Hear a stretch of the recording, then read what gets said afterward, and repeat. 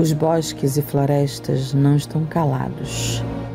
Eles ainda sussurram as vozes da sabedoria dos antigos e te convidam a adentrar o território sagrado do Nemeton, o podcast da Ordem Druídica Ramo de Carvalho.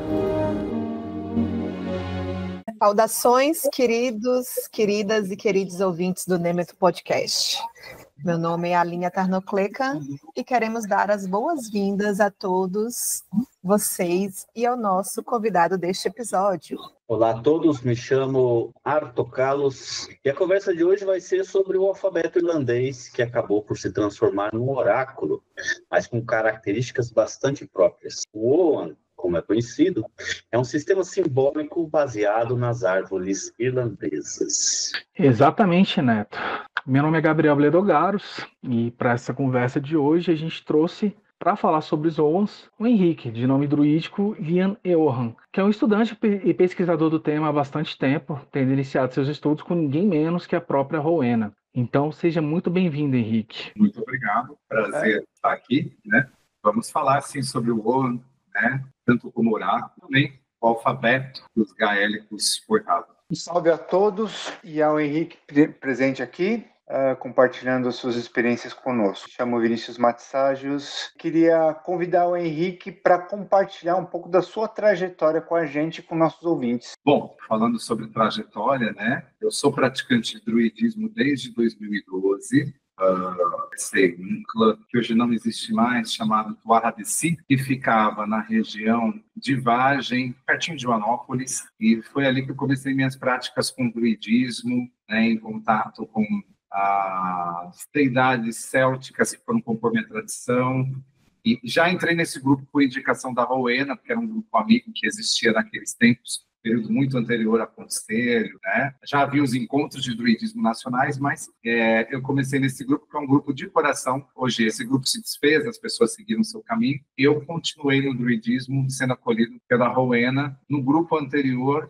né? Ligado ao KRX, que sempre foi uma iniciativa maior da Rowena, no grupo anterior que veio dar origem ao KF Nemeranchi, que é o nosso grupo hoje, né?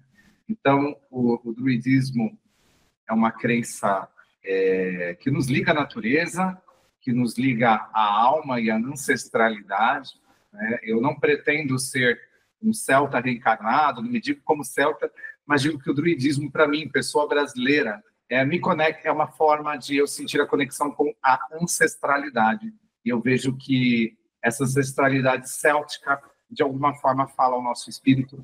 Então, minha religiosidade faz muito sentido. Tive a minha iniciação como VAT no ano passado, dentro do KF da Medanchi, e com um grupo nós desenvolvemos desde 2012 ou 13, se eu não estou me enganado, estudos com o Oan, e nesses estudos e jornadas com o Oan nós aprendemos, eu digo que prática com o Oan mais do que estudo e jornada, porque assim como o povo do Xi, os deuses que nós cultuamos e a natureza que nós cultuamos, considero o alfabeto irlandês na questão oracular muito vivo, muito espiritual. Então, eu tenho muito mais a falar hoje sobre gnose. Claro que a gente entra nos pontinhos históricos. E estou aberto às perguntas de vocês para esclarecer o público um pouco mais sobre o Oan, que também é um alfabeto, né, irlandês, gaélico irlandês. Henrique, conta um pouco para a gente sobre o que é o Oan, para contextualizar para a audiência, né?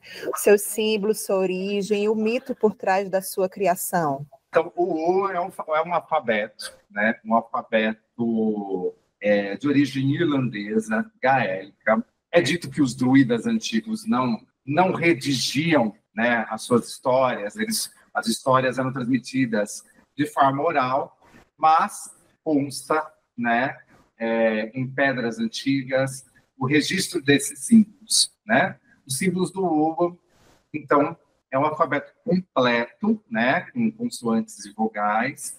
Ele demarca muitas tumbas, demarca propriedades, mas nós não vemos da antiguidade nenhum registro de um livro escrito em Oan. Nós temos pequenos registros que são demarcações de propriedades. Então, historicamente, né, sabemos que era um idioma utilizado por pessoas letradas, mas não eram toda a população que falava. Miticamente, o Oan, né, o Oan é dado pelo deus Ogma, né, que era uma divindade masculina qualificada na questão do discurso, da poesia, e a partir das árvores da floresta, Ogma teria criado os traçados Owa, né? Alguém perguntaria, mas existiu mesmo alguém histórico chamado Owa que criou o alfabeto? Isso é uma narrativa mítica, é a deidade por detrás do Owa. Se você for nos mitos nórdicos, você vai ter Odin, por exemplo, atrás do alfabeto único, né? Mas não existiu literalmente uma pessoa chamada Odin que criou as runas. Então, Ogma é a fonte de inspiração divina para nós, para a alma dos gaélicos, ter originado o Owa, assim como Odin é a inspiração divina para as runas. Mas, ancestralmente, né, há mistérios aí de como esses idiomas surgiram. Na narrativa do Owa é engraçado, né, que, de acordo com o Leboroga, a mulher de Lu ia ser raptada pelo Shi e Ogma fez 7 vezes a letra B, que é a Bétula, né? Então traçou 7 vezes para proteger a mulher de Lu e ela não ser raptada para o Shi. Então nós já vemos aí que o mito alude uma força de proteção que essa FIDE traz, né? O que já nos traz um ideário mágico por esse mito, né? Então nós temos, né, 2 frentes aí para entender o Owa, uma frente mais arqueológica e também uma frente espiritual do alfabeto, só que, é claro, dentro dos mitos nós temos alguns detalhes, né? Então a interpretação mística do Owa, que faz dele um oráculo, é também vivencial, assim como, por exemplo, quem tem a conexão com as runas nórdicas, né? Aí já é uma coisa que vai além do alfabeto e vai para a espiritualidade, né? Isso é um pouquinho do que eu resumi de tanta coisa, tá, gente? Tanto material aí, que é base de pesquisa, inclusive. Deixa eu fazer uma pergunta. A gente consegue escrever o Owa em alguma língua, tipo, sei lá, português, por exemplo? Com Owa? O Owa é um alfabeto. Então, por exemplo, podemos escrever palavras em português com Owa, sabendo que existem algumas letras, por exemplo, a B e a V podem ser feitas pela Bétula, porque nós não temos o Owa da letra V de Vanessa, por exemplo. Então, assim, mas é possível você fazer inscrições em português, por exemplo, com os caracteres Owa. Mas vamos, né, ter em mente que são caracteres da língua gaélica, né, de natividade gaélica, né? Então, ele está muito associado ao gaélico, mas eu posso escrever palavras, como eu também posso fazer traduções para o gaélico e escrever. Isso é um pouco livre. O Owa, né, nós temos alguns, por exemplo, livros antigos. Por exemplo, o mais antigo manuscrito que trata do Owa, mas no período medieval, tá? Lembrando que a gente não tem algo muito forte da antiguidade, exceto alguns monumentos com poucas marcas, né? Mas, assim, a cartilha dos eruditos seria um dos documentos mais antigos. Cartilha dos eruditos nós traduzimos para Airakept-Nesses. Airakept-Nesses. Não sei se vocês já ouviram falar do manuscrito, né? Ele é considerado um livro gramático do século VII, mas que teve interpolações até o século XII. Então, assim, não temos uma coisa purista escrita sobre o Owa. Nós temos também os tratados do Owa, né, que também são medievais e que trazem um pouco dos significados e correlações e correspondências associadas ao Owa. Só nisso há muito estudo do significado de cada caractere e associações, por exemplo, né, de cores, de árvores, né? Porque tem gente que pensa o Owa é um alfabeto que só se caracteriza por árvores e plantas. Não, tem várias caracterizações advindas que esse complexo tratado de Owa que é o Leborogan, traz. Então, só isso renderia para a gente, né, uma pauta sobre a arqueologia Iowa, né, que vai além do sentido oracular e espiritual, que eu acho que é muito proveitosa, né, até fica de sugestão aqui para o canal posteriormente trazer. Mas sim, podemos fazer traçados com diversas intenções, até na nossa própria língua, com o alfabeto. Eu vou lascar um monte de pergunta agora. Tá? Lasque. O que você pode dizer sobre o debate no qual alguns estudiosos questionam se o Owl tinha seu emprego como ferramenta de adivinhação? Essa é a primeira. A segunda existem evidências históricas, por exemplo, você imaginar que monges copistas tiveram um passado como druida para poder escrever, por exemplo, o livro de Balimut, para anotar coisas do Owl, que não poderiam, na tradição druídica, ser passadas, a não ser por parte oral, que esse conhecimento ficasse preservado, ou isso é apenas uma mitologia, para se dizer que ele tinha uso de oráculo na antiguidade? Bom, vou à primeira pergunta, né? Esse debate, ou não tinha, né, realmente um emprego como ferramenta de adivinhação? Não temos comprovação de que na antiguidade histórica dos antigos celtas tenhamos. O que nós temos é inferências míticas, mas temos que pensar que os mitos foram reescritos no período medieval por mão de copistas, que tinham sua ancestralidade gaélica, que podia ser até pessoas, vamos pensar hoje, né? Mas isso é um pensamento meu mesmo, tá? Um ativista hoje não pode entrar dentro da Igreja Católica para pleitear e lutar ativismo. Imagina naquela hora que o catolicismo domina, um ativista daquela população não poderia estar defendendo a continuidade desses mitos? Poderia, gente. Mas a gente tem certeza disso? A base de pesquisa disso nunca vai nos dar uma comprovação forte. Então, assim, ao recontarem os mitos, será que eles já diziam que o Oman lá atrás, de alguma forma, foi usado? É difícil dizer, mas há um mito que conta. Alguém já viu o mito Cortejo de Etaim? O mito Cortejo de Etaim, né? Sim, já sim. É uma mulher do Xi, que ela depois se transforma numa mosca ou borboleta que cai na taça de uma outra mulher do nosso mundo, e ela nasce como rainha. É uma história muito complexa, mas no Cortejo de Etaim, nós temos uma referência do uso do Oa por um druida chamado Dalan. Bom, no Cortejo de Etaim, o druida Dalan pega, porque o rei Midir, que era um rei feérico, um rei do Xi, ele sequestra Etaim, porque ele buscou, né? Etaim foi perseguida por uma das mulheres dele, e a do Xi veio para o nosso mundo. E ele veio buscar, disputar ela com o rei, que era esposo dela, e ele a levou, né?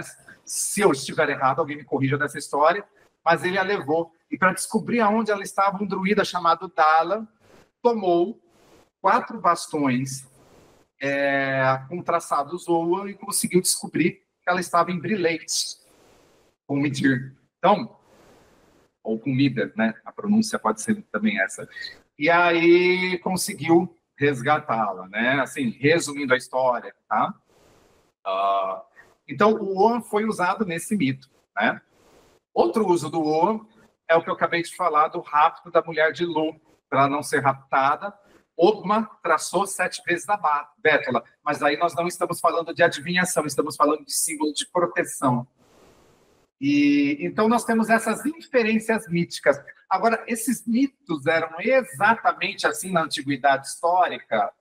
Então, nós temos mais perguntas, né, do que respostas, né? O que eu consigo trazer é isso, essas referências míticas da adivinhação, mas há quem diz, né, que os antigos druidas usavam como adivinhação as próprias vísceras, então, uma espécie de necromancia.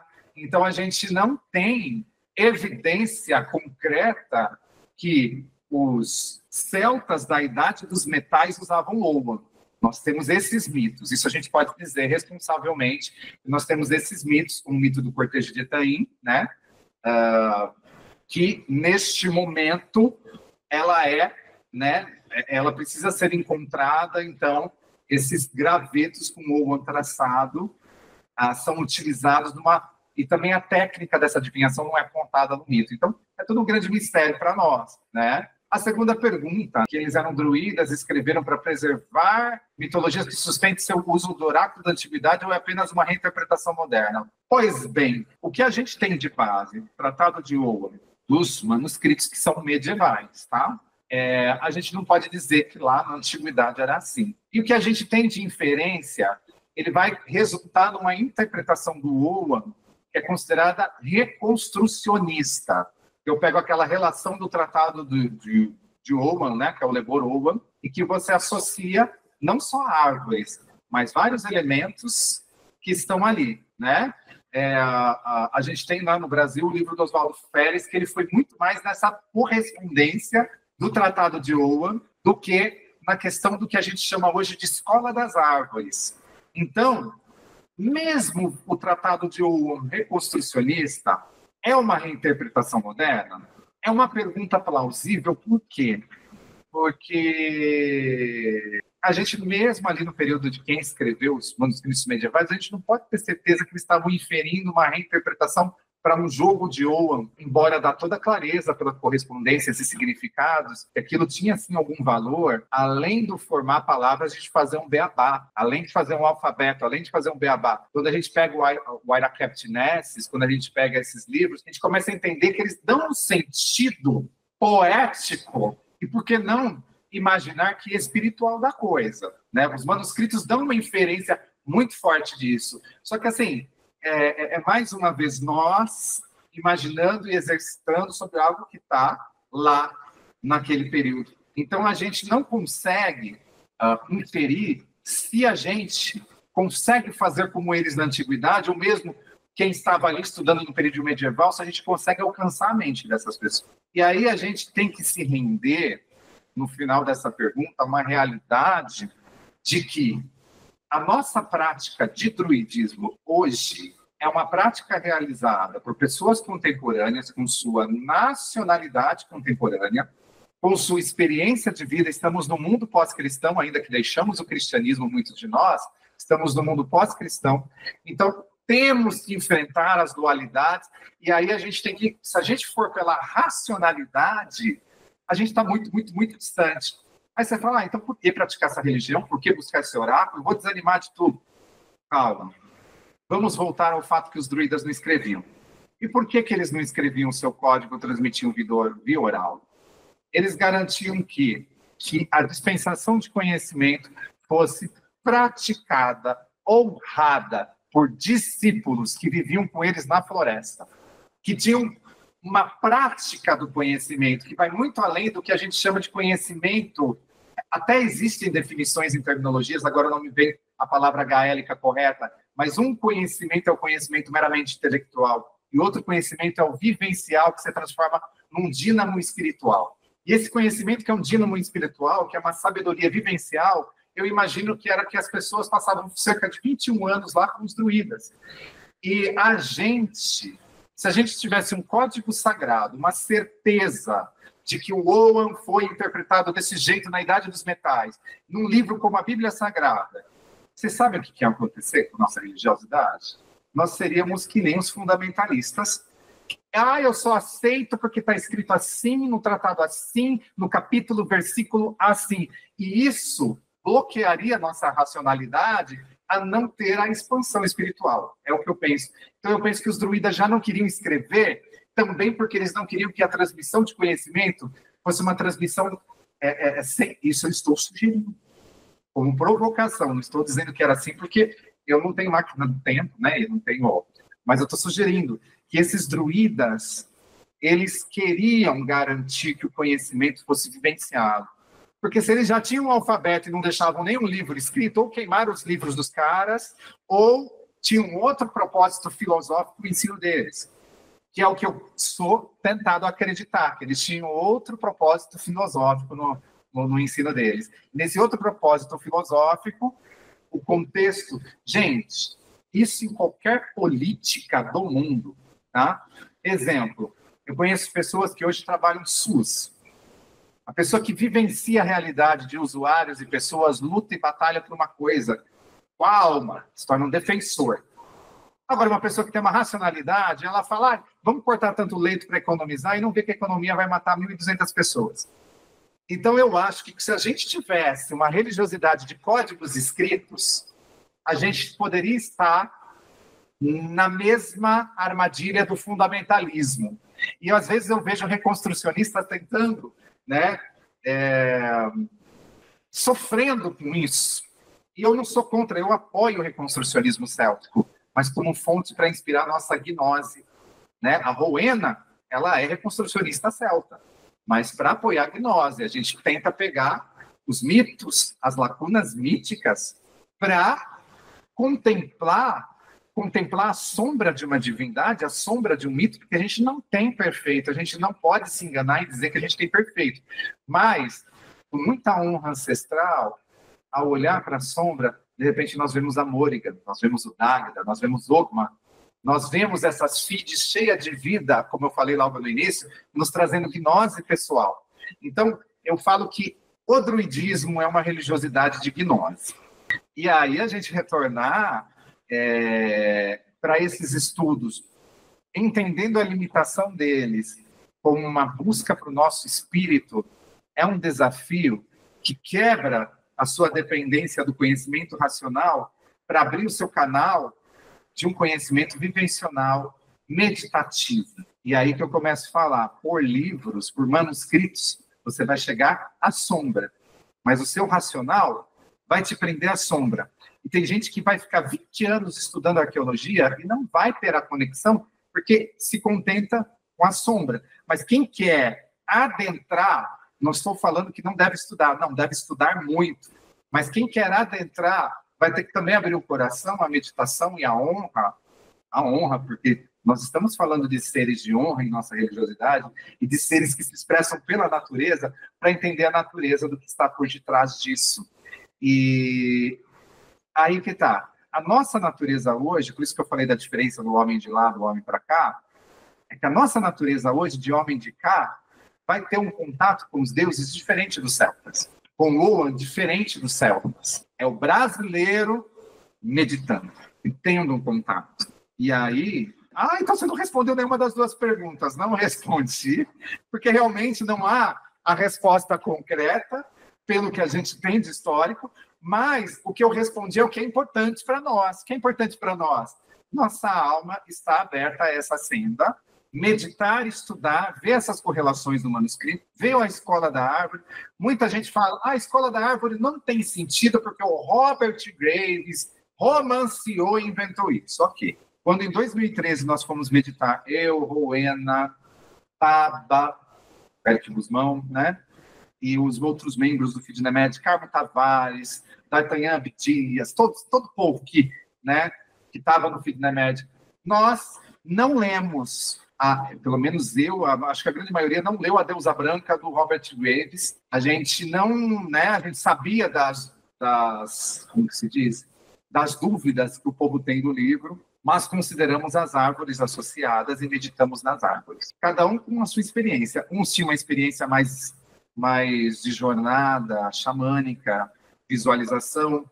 Eu, por exemplo, era mais de devocional, eu não tinha uma profundidade de visão na época. Todos meditamos. E aí nós meditávamos sobre determinada feed do Roa, determinada letra, caractere, e as expressões vinham.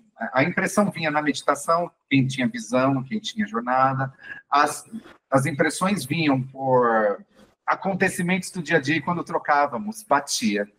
Energia da bétula, na vida de todos os membros do grupo. Tinha questões semelhantes, tinha questões específicas à vida de cada pessoa também. Então, a gente fazia um pós-encontro, narrando as experiências de vida que cada um teve de cada feed. E aí, depois, a gente se prendia mais ao estudo técnico e teórico. Gente, eu acho que isso foi, nesse caminho devocional de honra aos deuses e de honra às feeds, foi o que deu desdobramentos que nos levou a entender o espírito dessas árvores de uma maneira comunal. Todos nós do FeedNemed e também o D'Artagnan, que estava muito à frente desse estudo, as mesmas experiências, e que está no nosso plano, porque o D'Artagnan também pertence ao FeedNemed, todos nós, D'Artagnan, a Carmo pertence ao FeedNemed, a Etienne, mas a Etienne, acho que ela chegou um pouco depois na meditação do Oa. Todos nós tivemos impressões diferentes, mergulhos diferentes, mas, ao mesmo tempo, uma sustentabilidade. Tanto que você entra lá no site do Templo de Avalon, há um resumo contando as nossas experiências, também parte de visões do Beloesos que estão lá, mas a gente não pode dizer que a gente mergulhou desde 2012 para 2000 até agora, né? A gente mergulhou apenas num estudo da Escola das Árvores, pela literatura. A gente também entrou por meditação, né?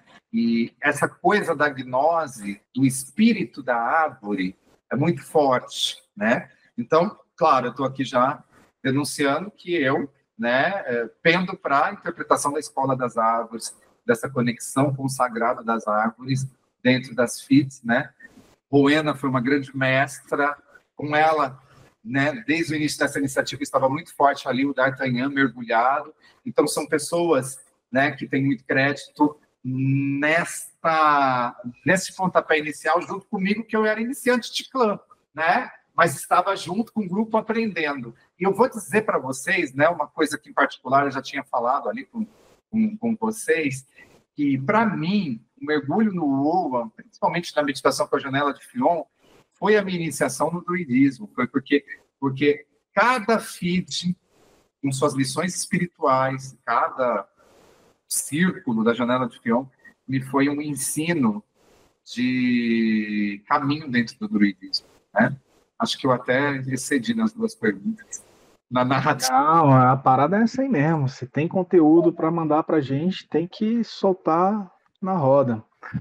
Mas... Concluiu? Ou a gente pode avançar? Se não concluiu, fica à vontade. Pode avançar, pode avançar. Pode avançar? Aqui eu concluí então, beleza. Da vivência. Eu acho maravilhoso, assim, porque o praticante, né, o novato, a pessoa que está chegando, quer entender essas coisas, vai pegar, escutar e vai absorver muito, assim, do que está escutando, né? Não tem jeito. E falando de praticantes, tanto os novos quanto os antigos, como ele, no druidismo de hoje, pode conversar com o Oan? Como assim conversar? No sentido de forma de aprendizado. Existiriam métodos específicos para lançar as peças ou folhas sobre a janela de Fion? Ou essa interpretação seria mais intuitiva, guiada pela conexão com os Aoshi, as divindades, que estariam ali presentes no momento em que você vai se conectar para poder fazer a oraculação? Como é que isso se daria? Bom, assim, como oraculista, eu vou falar, né? Eu me tornei oraculista quando eu percebi que eu conseguia oracular de tanto meditar. Mas eu nem tinha intenção, tá? Ser oraculista. Na verdade, por exemplo, né, eu atendo esporadicamente mesmo pessoas no oráculo. E mesmo assim as respostas são muito fortes. O primeiro contato com o Oa, de uma pessoa que está começando, eu acho que a janela de Fion, ela é um dos elementos gráficos que está nos manuscritos, que tem sido muito estudado.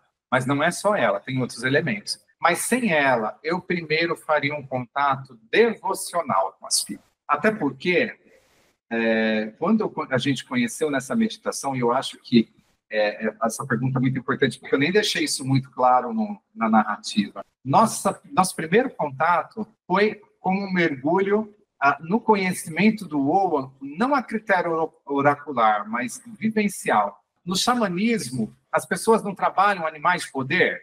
Dentro da nossa prática com Oa, nós começamos a trabalhar as árvores, o símbolo do Oa, né, exemplo, bétula, né? E a árvore bétula. Então, eu vou mergulhar na bétula, vou ler sobre a bétula, vou meditar com a bétula, com as características dela, vou meditar com o símbolo do FIT também, para entender o que ele me passa. Me conectando a essa energia, o que eu sinto. Então, a gente tira o racional para vivenciar. É como se você chamasse para dentro de si, convidasse para dentro de si a bétula. E aí você começa a ter uma experiência. Só que é uma relação, assim como é uma relação com uma deidade. Pode ser que você tenha que entregar coisas, pode ser que você tenha que trocar coisas, pode ser que você tenha que se desfazer de coisas, né? E realmente, embora nós não tomamos a bétula, não ingerimos a planta, é incrível. E a energia daquilo trouxe mudanças e choques do nosso, desde o subconsciente, do nosso espírito, né? Estamos falando de espiritualidade. E a gente começou a viver transformações que a Pétala trouxe. Então, eu diria para quem está começando, antes de começar a aprender num grupo Oa, se tem as feeds, se traçou as feeds, comprou um jogo, eu não sei como, do alfabeto, entre em contato com aquele símbolo, com a árvore, leia também as correspondências, né, dos tratados de Oa, eles podem ser acessados na internet, depois eu posso pensar em mandar alguns links para complementar a postagem, né? Mas você medita naquilo, sente aquilo e vê os resultados. O legal de fazer em grupo, como nós fizemos no FitNEMED, é que você está em sinergia com os membros do seu clã e, de repente, vocês trocam as experiências que vocês estão vivendo. E aí eu falo que esse vivenciar o Oa vai te dar dimensões de entender essa árvore na sua vida. E aí é acima do oracular, porque você está vivenciando com um espírito da natureza, como uma árvore, com um ser sagrado, ou com seres conectados a esse espírito da natureza, ou com divindades que podem até demonstrar sua força através dessa árvore. Então, cada árvore, gente, é como um micro-universo para você mergulhar mesmo no Oa. Então, não é como, por exemplo, a carta do tarô, que tem um mero arquétipo pronto. Você entra num conhecimento e intimidade com esse ser, árvore, sagrado, árvore. Lembrando que as árvores, em sua diversidade, para nós druidas, assim como os animais, assim como o mar, assim como os elementos, são sagrados. Então, quando você entra em contato com esse ser sagrado, esse ser árvore, se desdobra vários horizontes. E, de repente, essa árvore ele vem não como um oráculo, mas não estávamos falando da mulher de Lu, que foi produzida por 7 vezes protegida por 7 vezes a Bétula. De repente, esse Oa se apresenta em sua proteção, em seu ensino, em seu choque de realidade, né? Eu tive experiências de choque de realidade fortíssimas com o sabugueiro. E aí você fala, pô, mas então é power assim a conexão? É. E é por isso que eu falo que eu acho que uma jornada no Oa, que é o que a gente defendia dentro do clã, e que me levou ao aprendizado para oracular, eu só consigo oracular do jeito que eu oraculo hoje, porque eu tive uma jornada com as árvores, e uma jornada íntima, pessoal e espiritual. Essas árvores fazem parte da minha espiritualidade, e elas me respondem. Então, quando eu abro o Oa, as árvores me passam sentido, as feeds me passam sentido, porque é como se eu conversasse com os seres árvores na hora que eu estou jogando. Então, foi um modo. Agora, assim, é a única maneira de se ler Oa? Não. De se vivenciar o Oa? Também acredito que não, né? Como eu falei, né? Tem gente que vai pelos manuscritos e constrói uma base reconstrucionista de leitura que também tem vida e gnose meditativa nisso. E vai ter uma leitura de perspectiva diferente ao que o nosso grupo faz. Ah, mas o que é certo e errado? Gente, certo e errado é as consequências na sua vida. Isso está te trazendo ilusão, iluminação, melhoria de vida, orientação, está ajudando as pessoas ou está te criando uma redoma de ilusão e de problemas, né? Então, eu acho que aqui entra muito o resultado também da prática e de como o seu espírito, dentro desse aprendizado, ele encontra transformação e benefício para a própria vida e para a vida da sua comunidade. Então, a partir do momento que você vê que a leitura oracular conduz bem os membros de sua comunidade, e aí isso entra um pouco da visão correta de sacerdócio também, não que todo mundo que lê Oa deva se considerar obrigatoriamente um sacerdote, ou querer ser um sacerdote, ou obrigar-se a ser um sacerdote. Mas quando você lê um oráculo dos deuses a alguém, você está trazendo uma mensagem para ajudar a vida dessa pessoa. Você não está brincando com a vida dessa pessoa e nem brincando com símbolos.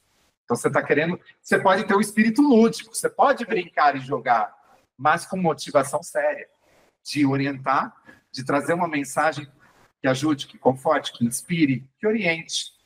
E se o oráculo está orientando, independente da forma que você faz, ele tem eficiência. Agora, assim, metodologias podem ser construídas a partir da vivência.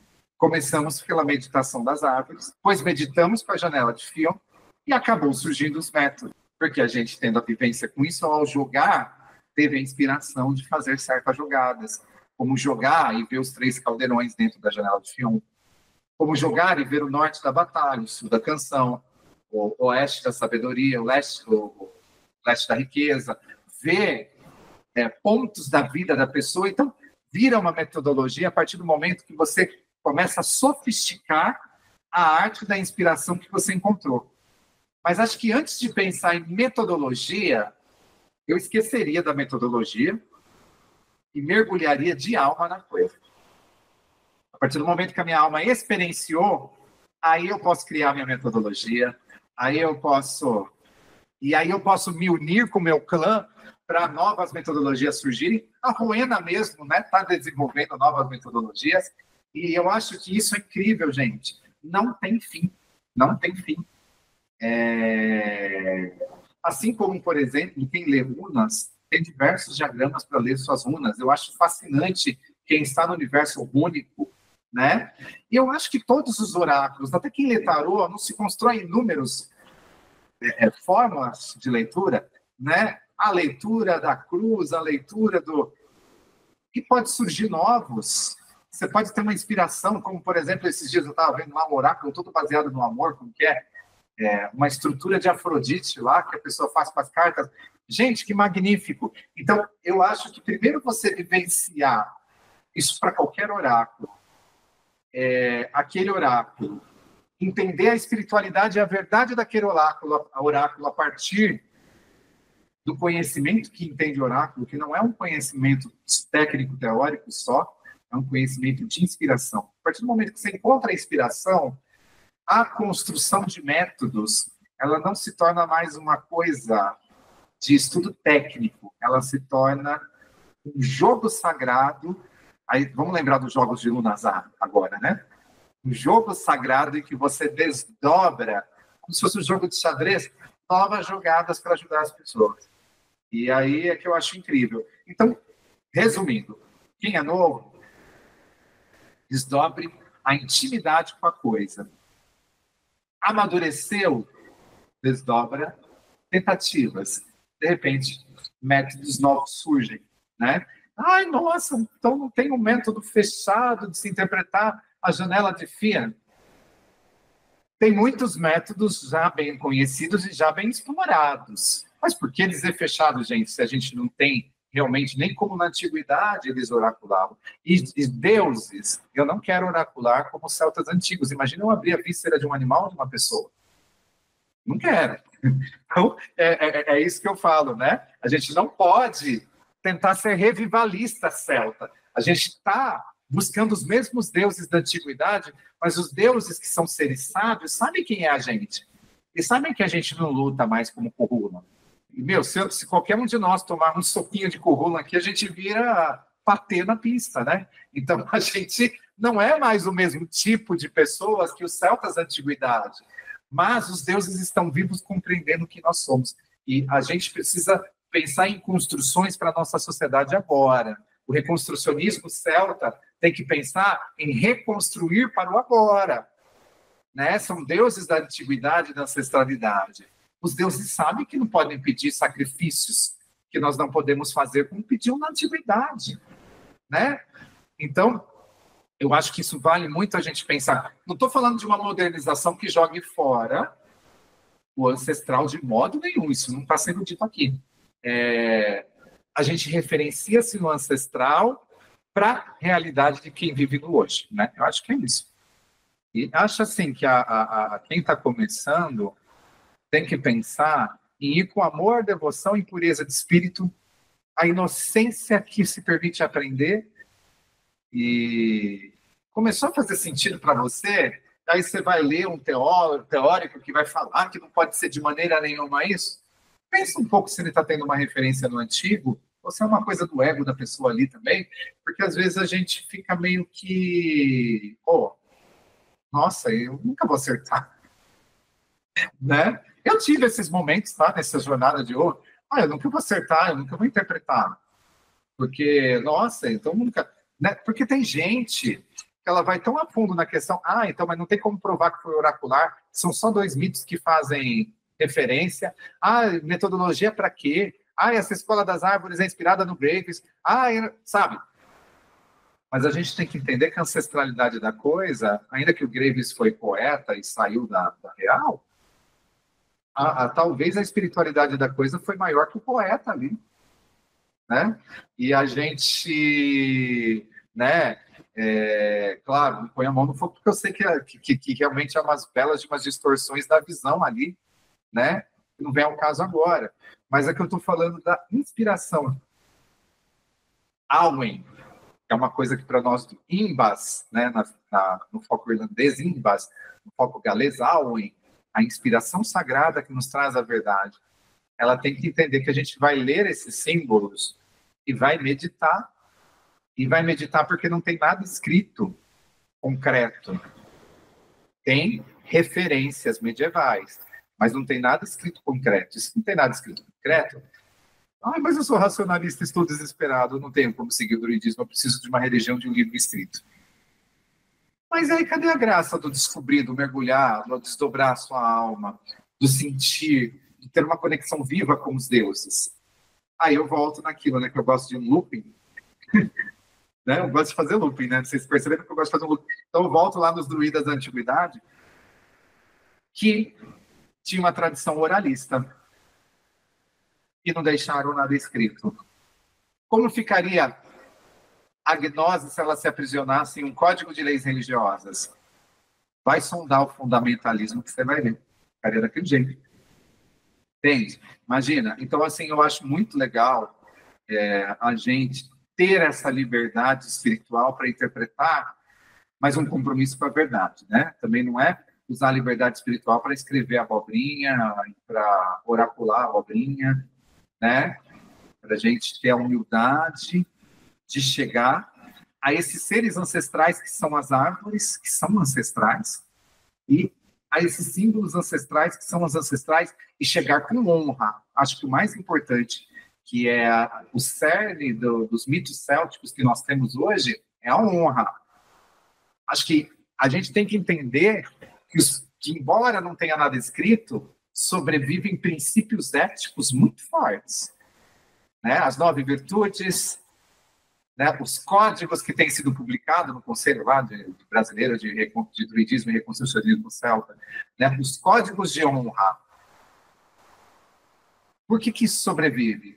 Não temos nada escrito sobre doutrina espiritual tão severamente, mas nós temos a inspiração guiada por virtudes e honra. Será que não é isso que os ancestrais dessa espiritualidade não queriam deixar para a gente? Então, ao oracular, queira a verdade para falar na vida do seu irmão, não queira o ego. Queira a verdade, no íntimo do seu coração, ao oracular para alguém. Mas antes de oracular, ao conhecer o Oan, queira conhecer de verdade as árvores e os símbolos. Eu acho que esse querer com verdade, com virtude, com honra, é um bom caminho também. É um bom caminho também. Além da experiência meditativa. E, bem, se eu exacerbei alguma coisa, gente, podem falar, tá? Mas agradeço. Acho que era isso. Não sei. Nossa, bastante informação, hein? Fiquei meio perdido até. Ficou.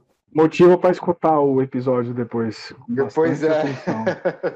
Pois é, e anotando coisas. Vou falar de uma outra coisa agora, de uma coisa um pouco mais relacionada a achados arqueológicos, né? Que existem muitos achados arqueológicos ou em pedras, né? Em materiais e tal.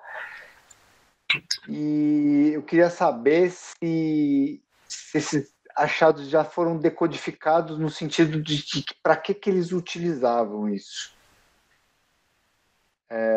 Se era utilizado magicamente, de forma oracular, para escrita, para criptografia, às vezes militar.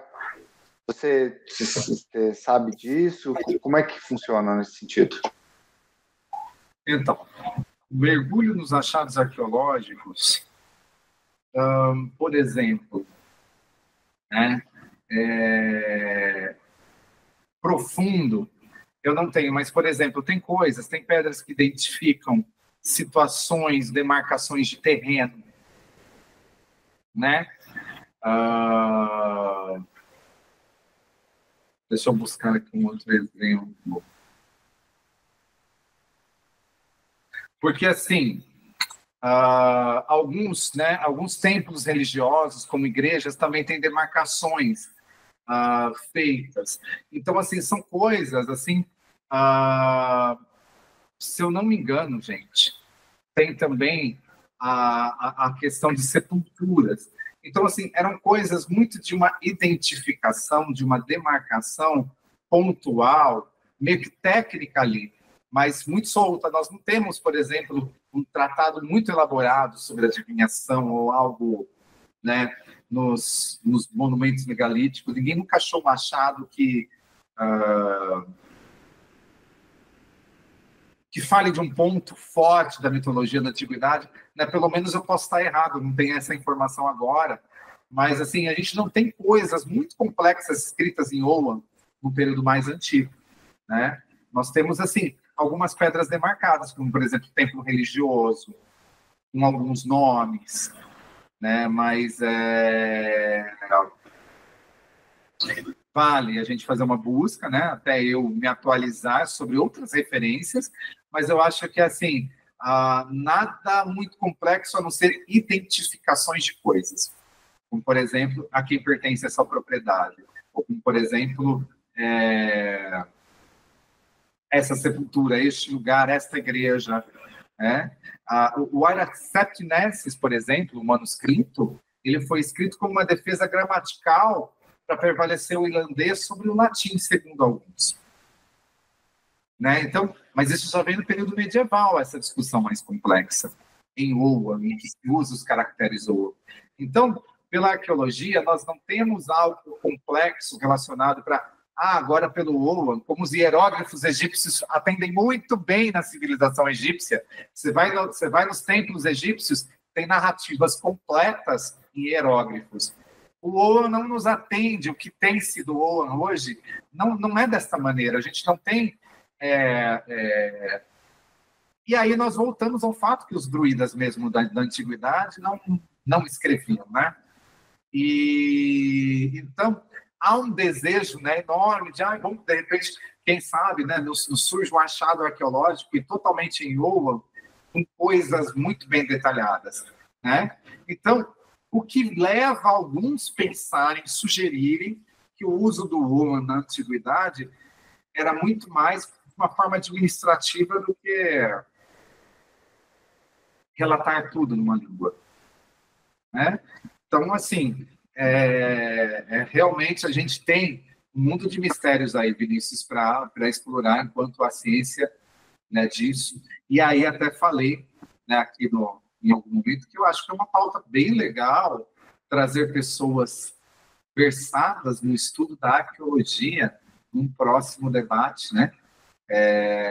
A visão oracular isso, é a vivência de agora, né? Como diria a pergunta, né, feita pelo Neto, uma reinterpretação moderna, uma gnose espiritual moderna. E a gente não tem que ter vergonha de dizer que as nossas gnoses são modernas. Mas nossos deuses são antigos, os mitos são antigos. Sim, mas nós não somos o povo antigo. E a gente não tem o direito ancestral de usurpar. Eles foram na antiguidade. Não é direito nosso. A gente tem o direito de sermos o que a gente é agora. E não dá para isso ser bonito, não dá para isso ser honrado, não dá para isso ser legal, né? Não dá para isso encher. Então, o nosso druidismo é a mesma coisa de tentar uma religião, né? O hinduísmo tentar ser o hinduísmo na antiguidade. Não, as pessoas que vivem na Índia hoje são outras. Elas sustentam muitas tradições, né? Mas a gente sempre vai ter a mudança histórica, né? Não tem propriedade nenhuma para falar se eles não sustentam a coisa exatificamente. Mas será que existe isso de se sustentar algo rígido desde a antiguidade para o dia de hoje, né? Então, a gente constrói as nossas tradições, mas uma tradição, ela pode ser perfeitamente adaptada à realidade atual, né? Imagina se nós tivéssemos que obrigatoriamente sustentar todas as tradições dos antepassados na unha, né? Teríamos um mundo muito difícil. Na verdade, nós vemos gente, né, na atual política tentando sustentar na unha certos valores, discriminam gente, existência de gente. Né? Não cabe a mim agora ficar discursando contra outros pensamentos, mas quanta gente não sustenta tradições que excluem a existência de pessoas. Então, a gente tem que pensar muito se de repente, a tradição que a gente tem que honrar, ela tem que trazer modos revivalistas antigos, ou ela pode ser uma tradição sempre renovada. Eu acho que nosso druidismo tem tudo para ser uma tradição renovada, pensando no melhor para a nossa sociedade, porque os mitos também mudam quando você começa a ver um mito contado em um lugar da Escócia, com uma divergência do mito em determinada região.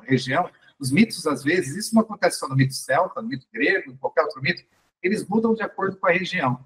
Da idade que é mãe numa região, ela se torna irmã na outra, se torna filha na outra, você fala, mas o que há de errado com esses mitos? Nada. O mito fala o espírito da sociedade que vive naquele momento. Os nossos mitos têm que falar conosco no nosso momento. Então, eu acho que não há nada de errado com essas lacunas. É até precioso você procurar um monumento arqueológico onde tem Oan e tentar entender o que está ali. É pouco, mas é da minha crença, da minha religiosidade. Eu tenho orgulho de estudar esse pouco. Eu tenho orgulho de olhar para essas lacunas. Gente, a sabedoria nossa está nisso. Vamos olhar essas lacunas, vamos meditar nelas. O que pode estar ali?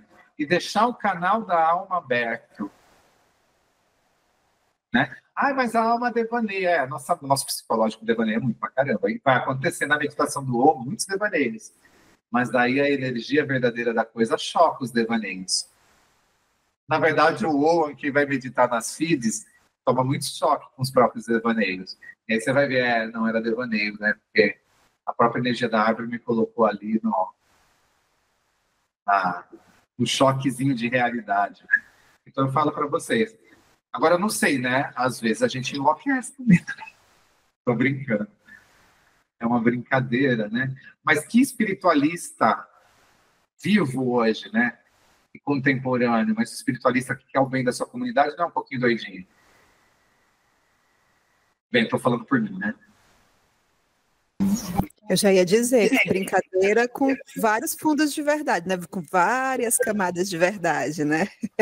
Sim. Aí, pensando nessa renovação, nessa reinterpretação, né?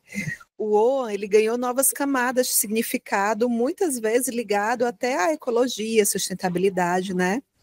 Aí, como essa ferramenta ancestral pode ajudar a ressignificar nossa relação com o meio ambiente hoje? Tem algum material que você indique ou algum feed que seja preferido para trabalhar essa parte de sustentabilidade? Maravilhosa pergunta. Bom, eu indicaria os 25 feeds do Oa, mais as forfetas, né? Quer dizer, os 20 feeds e as 5 forfetas, né? Todos eles representam árvores, uma conexão com a natureza, todos eles representam espíritos da natureza, todos eles... E aí, quando a gente mergulha na gnose da janela de Fion, essa gnose moderna, eu entendo que toda a nossa vida está nesse ecossistema, e todo esse ecossistema também está na nossa vida. Como também os nossos ritos, que são prenunciadores das estações do ano, nos colocam nesse ecossistema. Então, de uma certa forma, tanto o Oa completo, como a nossa ritualística, ela deveria ser total defesa do meio ambiente. Eu não consegui, frente às queimadas do Brasil do ano passado, sentir uma conexão legal com o equinócio de primavera. Para mim, queimaram a dama da primavera. Imagina uma dama, uma menina adolescente que está na sua fertilidade de vida, querendo amar e ser amada, com queimaduras de 3º grau na pele. É uma coisa triste. Então, se a gente não começar a ter um olhar da nossa religiosidade como um olhar que evoca, que evoca, conjura, abençoa, e por que não dizer, e eu temo que isso possa ser mal interpretado, se vocês acharem que deve cortar, corta, amaldiçoar com honra aos nossos preceitos, o que está ferindo essa natureza. Essa natureza, ela é parte de nós, né? Então, as feeds todas nos conectam com o caos e a harmonia da natureza. Todas elas, todas as feeds da janela de... Eu acho que se fosse usar um símbolo orgânico, eu usaria a janela de Fion com todos eles, para defender em questão de sustentabilidade. É interessante que tinha uma moça de nome Tara Hunt, deixa eu ver se eu acho aqui.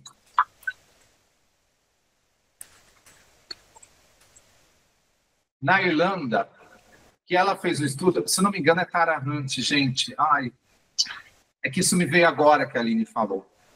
Essa moça, Tara, lá na Irlanda, ela associou a diminuição de árvores com um número de falantes do gaélico irlandês.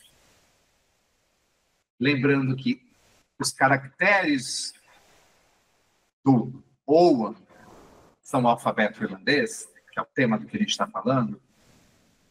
Essa moça, ela fez um estudo que, eu não lembro a porcentagem, gente, me desculpe, porque isso não estava na pauta e me veio agora. Mais ou menos 30% dos gaélicos hoje falam Owen. Falam Owen, não, desculpa. Falam 30% dos irlandeses, corrigindo o que eu estou falando por completo. 30% dos irlandeses falam gaélico. E da vegetação antiga sobreviveu 30% também. Ah, é uma coincidência, para ela não é. Então ela incentiva as pessoas a falarem gaélico e ela ensina Owen.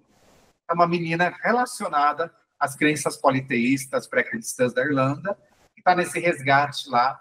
Eu tinha ela no Facebook, deixa eu ver se eu acho, e que eu achei a luta muito digna. Será que a gente já fez esse comparativo no Brasil? Quantas pessoas falam tupi? Quanto reduziu do ecossistema? Será que, de repente, o falante nativo não defende a mata? Não é um indígena brasileiro que defende as terras indígenas?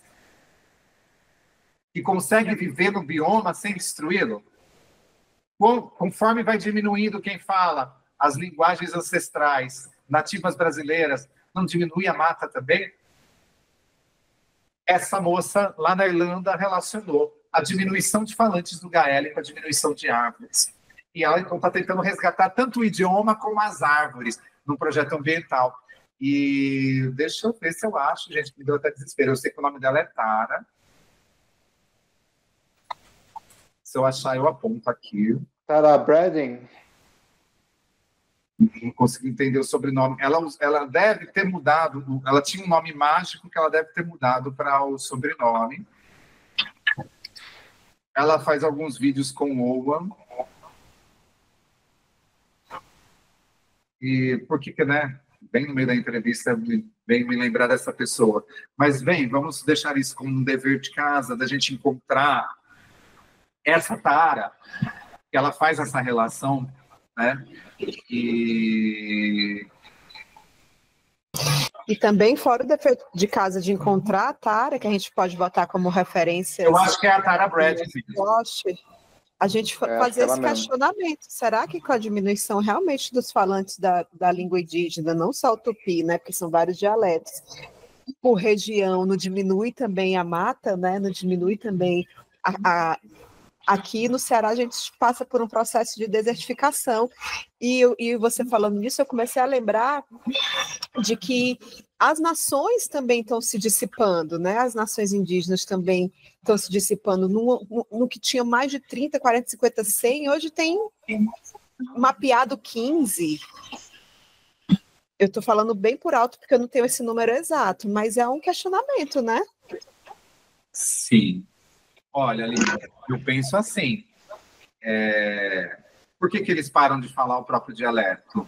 Porque eles são reabsorvidos por quem? fazendeiro, pregação de religiosos que querem pura religião. Aí, olha, vamos pensar no seguinte. A religião mais vigente, mais dominante, é aquela que fala que cultuar os ancestrais é culto a demônios. Eu corto o culto ancestral quando eu catequizo ou quando eu converto essas pessoas por pregação. Essas pessoas abandonam a língua e a cultura, logo elas não ligam que tem que defender aquilo que era a casa dos ancestrais delas. Elas se desapegam porque o reino delas está no céu. Elas cedem as terras para virarem fazendas, param de falar, e claro que vai ter uma diminuição do falante e um desmatamento. Então, assim, até pela lógica, eu acho que isso é algo bem a se pensar, porque essa lógica realmente vai tirar o falante da própria língua, vai, como a Aline falou, distanciar as tribos, as nações, né? E vai diminuir. Então, se a gente fizer uma relação, isso desde a colonização até agora, a forma de tomar terras, e lembrando que muitos do agro exploratório estão ligados também à religião, né? As bancadas agrárias e a bancada da Bíblia estão unidas, né? E desculpa falar disso, mas a gente acaba entendendo que esse povo diminui o contato do indígena com a sua cultura, diminuindo o contato com o falante. O falante se desapega da terra, porque o Deus dele está no céu, os ancestrais ele não pode nem cultuar, essa religião não permite culto ancestral, e aí é uma mecânica, gente, que dá para se entender que diminui-se o falante da língua e diminui-se também o bioma, né? E talvez essa relação percebida pela Tara Bradin, que agora a gente achou, e obrigado, Vinícius, por me ajudar a achá-la, porque não aconteça só na Irlanda, aconteça aqui também, né? Fica de uma provocação para a gente pensar, que se a gente pensa no ecossistema, né? Vinícius, pode falar, porque eu já encerrei. Não, eu ia te perguntar o que a gente, como comunidade, poderia fazer para resolver esse problema, porque você colocou um problema muito interessante mesmo, e eu acho que eu, particularmente, né, não sei se meus colegas vão me acompanhar, mas eu acho que a nossa comunidade é muito parada, a gente vê as coisas acontecendo e, sei lá, ninguém se mexe, ninguém faz nada, nem magicamente, que é uma coisa que a gente poderia fazer, a gente faz. Porque, assim, eu até entendo as pessoas não se organizarem, porque realmente é difícil se organizar e tal, enfim. Mas, pô, pelo menos vela preta a gente devia usar, né? Mas, enfim, o que você acha que a gente, como comunidade, poderia fazer para, pelo menos, tentar mitigar esses problemas? Isso que você está me perguntando, na outra eleição, né, que veio aquele presidente, enfim, eu fiz uma oração a Morrigan e me veio a seguinte inspiração. Para ela, como deidade, lutar uma luta por uma sociedade inteira, tem que ter uma aliança de um contingente, né? Nós somos uma comunidade pequena, isso não quer dizer que não devamos fazer nada. Nós somos uma comunidade pequena, né? Estamos estruturando um conselho, né? Está sendo fortalecido, e que precisa ser fortalecido. Eu posso pegar o mesmo caminho que a Tara Bradin está fazendo na Irlanda, Vinícius, e orientar. Precisamos. Não adianta, a gente não vai conseguir pegar em arma e parar o Congresso com o contingente que a gente tem. Mas a gente consegue colocar cultura, que é o caminho que a Tara está fazendo. Essa Tara lá está conscientizando as pessoas do que é o Owen, que é a língua nativa da Irlanda, a língua indígena da Irlanda. O Owen não gaélico, com o Owen, né? Porque o Owen é o caractere. Então ela está conscientizando as pessoas sobre o Owen, caractere em gaélico, e sobre a língua gaélica e sobre a cultura gaélica. Então, a gente precisa se unir, já que a gente não é uma comunidade tão grande, Vinícius, a gente precisa se unir. As comunidades indígenas, negros e quilombolas, porque nós não temos contingentes sozinhos de nós do druidismo se mover sozinhos. Enquanto a gente não entrar na agenda de outras lutas, a nossa agenda vai ser pequena. A gente vai fazer uma coisa, mas o que é um pernilongo atacando, uma colmeia inteira se manifestando, sabe? Então, eu acho que assim, a gente precisa começar a incentivar nos grupos, e isso de uma maneira saudável, não criando o fogo no parquinho que separa mais os grupos, porque muita gente que vem com a bandeira do ativismo, às vezes põe fogo no parquinho, não entende os limites das pessoas na comunidade, não respeita esses limites e cria mais encrenca do que possibilidades. Então, o assunto é polêmico, vamos falar polemicamente. Então, assim, pessoas sóbrias que se unam, que orientem a sua comunidade a estar ativista. Dentro da sua cidade, quais são as lutas ativistas? Dentro da minha cidade, eu sei, tem um coletivo Japi, aqui na Serra do Japi, que defende a Serra do Japi, que está ligado também ao pessoal que estava defendendo, que eu estava falando fora daqui, um pessoal que está tendo chuva e deslizamento de casas. Então, que movimentos sociais? Será que a gente poderia mapear movimentos sociais? O Conselho poderia, de druidismo, por exemplo, isso é sugestão, tá? Não é obrigação, mas mapear movimentos sociais. E aí, no mapear, tem que se ver que existem as ONG, não sei se alguém assistiu aquele filme que fala Quanto Vale ou É por Quilo, acho que é esse o nome do filme, que fala de ONGs. Também tem ONGs aproveitadoras, né? Então, quais são os movimentos sociais que ajudam a sociedade nas lutas? Porque a gente, Vinícius, tem que se manifestar, tem que plantar árvore, tem que fazer como comunidade. O nosso. Mas temos que estar num orgulho pagão.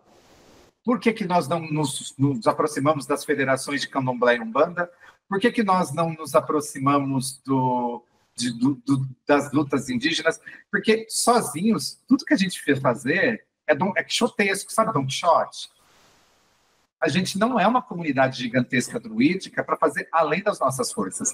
Então, talvez o que uma vez eu orei a Môriga, pedindo de inspiração, e ela, a inspiração foi do tipo, mas você tem contingente para conduzir uma guerra, para vencer isso? Porque ela, como divindade, ela não vai vir lá do Chile roubar uma medida de congresso inteira apoiada por uma grande parcela do brasileiro, se não tiver. Então, eu acho assim que a gente tem que se unir às outras minorias, né? E, claro, como isso?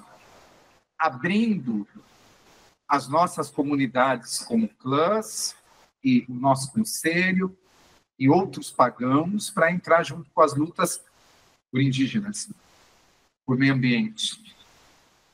Eu falo primeiro indígena porque era quem estava aqui, mas também pelos descendentes de quem foi escravizado aqui, porque quando não conseguiram escravizar o nativo, pegaram nativos de outras terras e trouxeram ele para cá e transformaram essa terra no exílio dele. Muitos dos descendentes sofrem problemas sociais hoje porque ainda estão no exílio. Não era para ser exílio, já é brasileiro, então tem que ter direito igual. Então temos que lutar pela causa negra, certo? Pela causa LGBTQI+, que também envolve negros, índios e todas as camadas. A gente tem que lutar e ter essa visão ativista. E aí que eu começo a me perguntar, como uma pessoa pode ser fascista e druidista ao mesmo tempo? Isso, cara. Essa é a pergunta de 5 milhões de dólares, porque eu até agora não maneira da consigo pessoa entender. ser um amaldiçoado na vida.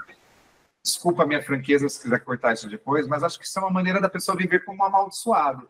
Que eu vou militar contra o negro, contra o indígena e cultuar a natureza. Eu quero ser muito amaldiçoado, né? Acho que a pessoa faz um contrato com a maldição de si própria. Só para completar o que a Aline falou sobre o povo originário e a preservação, Mato Grosso, nos últimos 50 anos, perdeu cobertura vegetal quase 50% no estado inteiro, em 800 e tantos mil hectares. O lugar mais preservado no estado é o Parque Nacional do Xingu, que tem 16 etnias. Para você ver. Ou seja, né, a presença indígena no local é o que está segurando e resistindo na sobrevivência do parque, né? Sim. Eu achei interessante, né, essa sua fala, Henrique, da contradição medonha, né, de uma pessoa ser druidista, né, ou pagã mesmo, porque eu acredito que todos os paganismos eles têm uma ligação muito forte com o animismo, com a ideia da vida em tudo, né, do respeito, da sacralidade da vida. E professar ideologias de extrema direita, professar ideologias de ódio, né? Isso entra muito também nas outras questões sociais, né? Das próprias ambiguidades de entendimento do ser humano, o que de fato ele está protegendo ali, qual é a linguagem que ele está absorvendo, né? Tipo, no sentido de compreensão, porque é um comportamento irracional, entendeu? Você pega, por exemplo, o contexto brasileiro, nós somos uma nação de diversos povos, dezenas e dezenas de povos, começando com os originários que foram atropelados pela colonização portuguesa e outras, né? Bem citados aí os povos negros que foram trazidos à força, acorrentados e humilhados da África, e os demais imigrantes que vieram, e inclusive é bem interessante que os imigrantes europeus que vieram para o Brasil vieram fugindo da fome na Europa, cara, vieram fugindo de calamidades políticas, sociais, ambientais.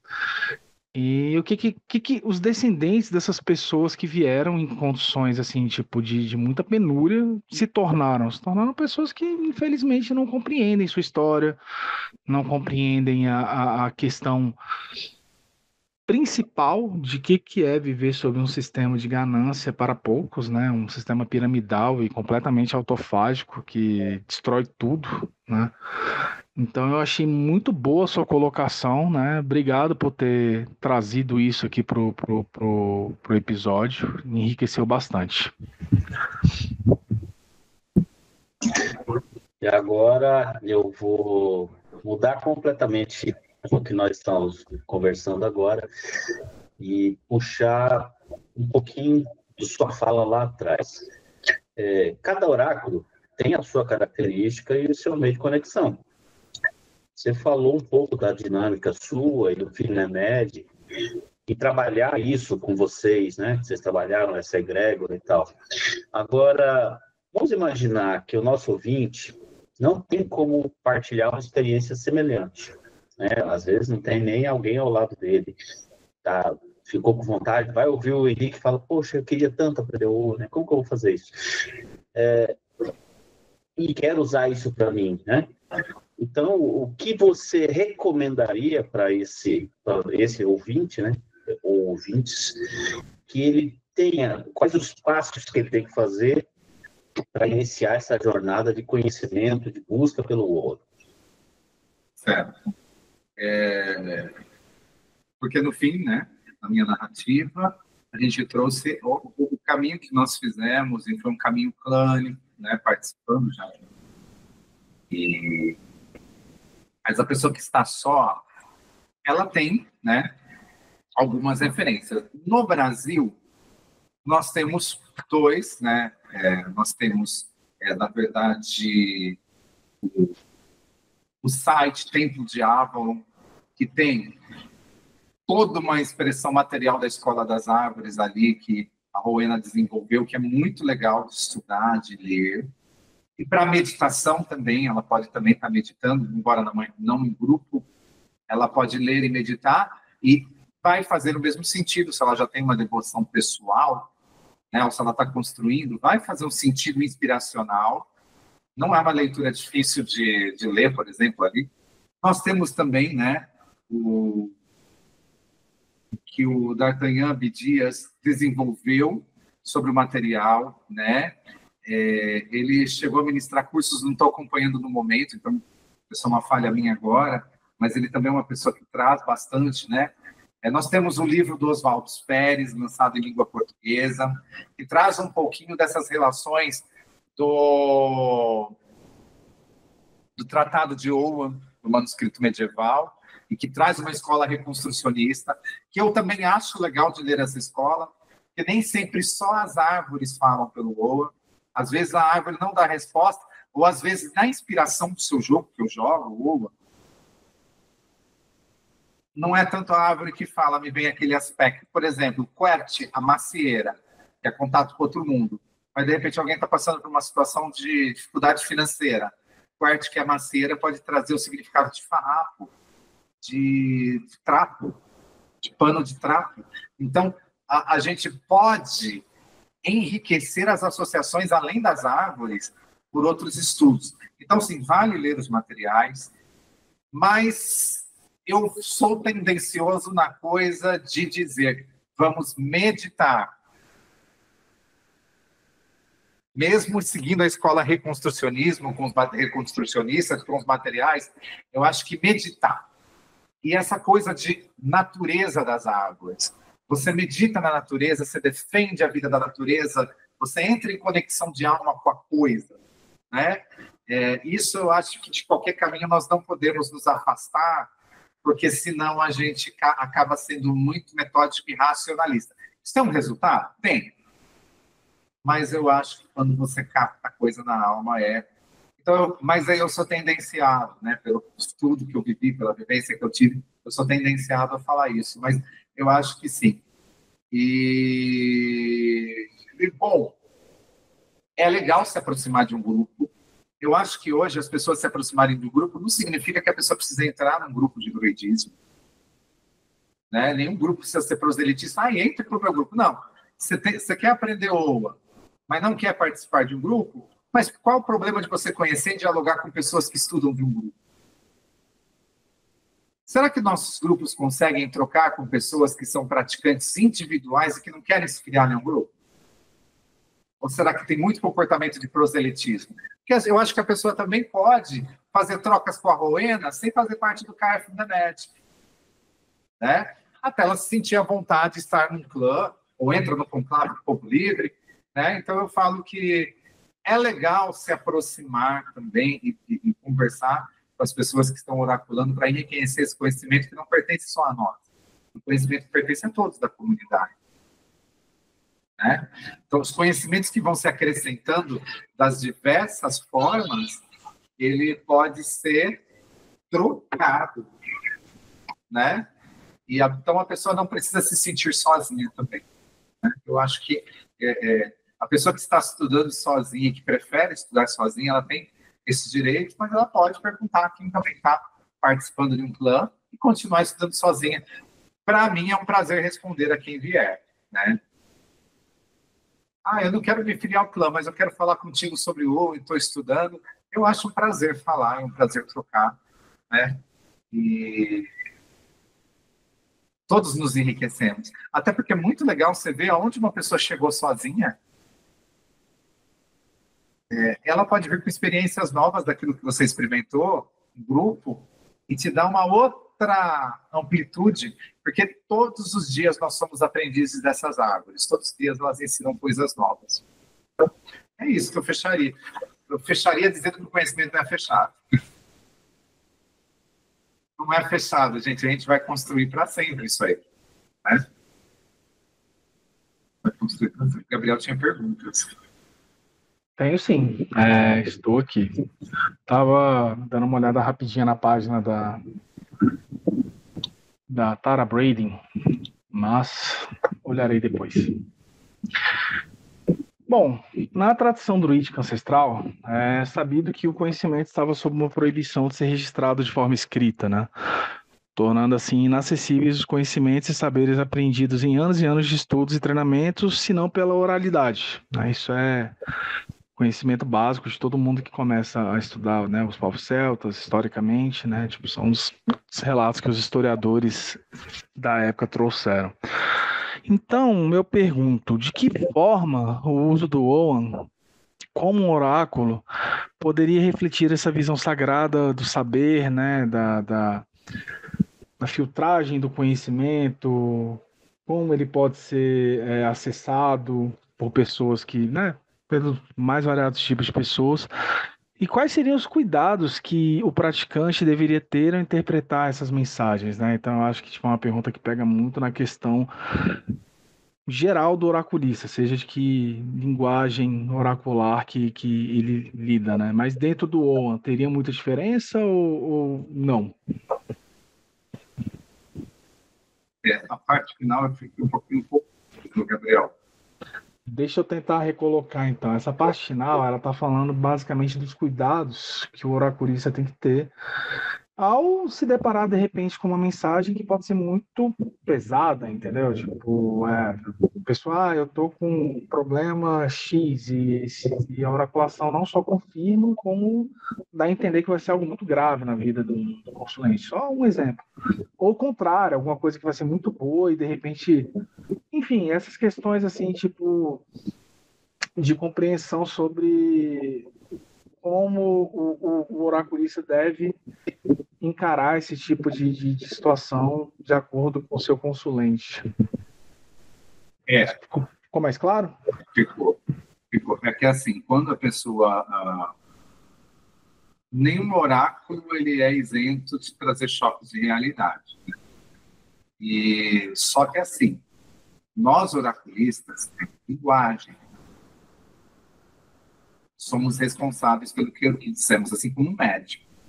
Tem médico que dá um diagnóstico de um câncer falando que a pessoa... mas tem um tratamento inicial, que ele vai apaziguando a pessoa para receber aquele laudo, aquela orientação clínica, né? Não estou comparando o oraculista literalmente ao médico, mas eu estou tentando trazer essa comparação para a questão de que a gente precisa ter uma linguagem de cuidado. Oráculo é um cuidado. O oraculista, ele precisa pensar que ele está cuidando da outra pessoa. Se a pessoa está lidando com alguma coisa muito grave, ela já está lá sentindo algo grave. E aí vem o oráculo tratar desse choque. E aí a comunicação violenta ainda vem da pessoa que está lendo. Então, eu vou ler para a pessoa. E o prognóstico ali não é bom. Primeiro que o oráculo vem com uma orientação. Não é só preditivo. Então, eu vou me atentar em focar nas orientações que essa pessoa precisa seguir e orientar na questão de cuidado, dando uma força. Eu acho que quando a coisa é muito pesada e você vê que a pessoa não está pronta para receber toda aquela carga, você consegue administrar com verdade as orientações que ela precisa. E aí, como oraculista, membro de clã, olha, você está passando uma fase difícil na sua vida, mas eu estou aqui lendo para você. Saiba que eu posso abrir o oráculo outras vezes para você. E a gente tem uma coisa muito, né, de oráculo é cobrado? Sim. Mas eu penso que quando você chega num choque, que a pessoa está passando um problema social, um problema mais grave, dali você esquece do que você cobrou, da relação comercial em si, você se coloca como pessoa praticante de uma religiosidade a dar apoio.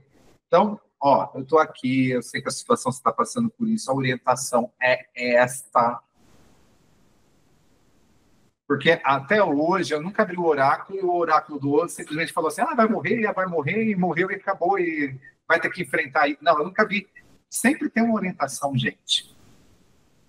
Sempre tem uma orientação, sabe? Então a gente precisa, empaticamente, pegar a mão da pessoa, se dispôs a estar ali. Nossa, eu nunca peguei um caso grave desse tipo, mas é boa pergunta, porque pode acontecer. Qualquer um de nós aqui pode lidar. Eu acho que não só oráculo, gente, a gente como druidista, sem oráculo na mão, quando vem alguém desesperado, a gente desespera mais a pessoa ou a gente consegue ser um ponto de firmeza para que a pessoa consiga ter acolhimento e cuidado? E quantos de nós, como druidas, estamos preparados a oferecer cuidado aos membros da nossa comunidade ou aos consulentes? Porque eu não oriento a ninguém que não tenha a visão de cuidado a querer ser oraculista para aparecer. Sou muito chato quanto a isso. Já falei aqui, né, que eu tenho lido na devoção todo o meu contato. Já cobrei atendimento? Já. Mas eu não tenho me divulgado para isso. Concordo com quem cobra. Conheço maravilhosos oraculistas cobram, que têm esse cuidado com as pessoas. Sou muito feliz porque eu conheço só desse tipo. Mas eu acho que um oraculista que joga o choque na pessoa, não oferece nenhum apoio, vira as costas, não serve para oraculista, para médico, acho que não anda servindo nem para ser mais ser humano, sabe? Então eu tenho esse tipo de pensamento meio fechado, assim, com gente desse tipo. E eu já, né? Eu vou ler o orar, você vai, sabe? Eu acho que a gente, né? A própria medicina, quando o caso não tem jeito, tem um médico de cuidado paliativo que ajuda a pessoa a viver bem nos seus últimos momentos, que tenta tirar a dor e fazer a vida da pessoa digna nos seus últimos momentos. Então, eu acho que ninguém está aí para desesperar ninguém. Oraculista, sacerdote, quem lida com cuidado, não existe para desesperar aqui. A gente não está aqui para desesperar ninguém. A gente só tem que ser desespero de fascista, de quem dizima indígena, de quem dizima a gente. Aí sim a gente tem que ser duro na queda. Mas a gente está para cuidar das pessoas. Se a nossa espiritualidade não cuida de ninguém, não cuida do nosso clã, e não cuida nem dos membros, com acolhimento e amor e respeito, tudo bem, você conheceu a pessoa agora, você não vai amar, mas o respeito, sabe? Você não vai cuidar da pessoa com respeito, rasga seu oráculo, sai da sua religião, você não serve para nada disso, sabe? Então eu penso que a gente precisa ter essa humanidade, né? Como eu acho que muito médico já devia ter rasgado o diploma de médico, como eu acho que muita gente que está na linha de cuidado que devia ter saído fora. Você quer ser rico? Vai viver para ser rico de outra forma, né? Eu acho que é desesperador quando a gente vê gente querendo fazer carreira de rico. Assim, é claro que podemos prosperar como oraculista e sermos ricos, não estou negando.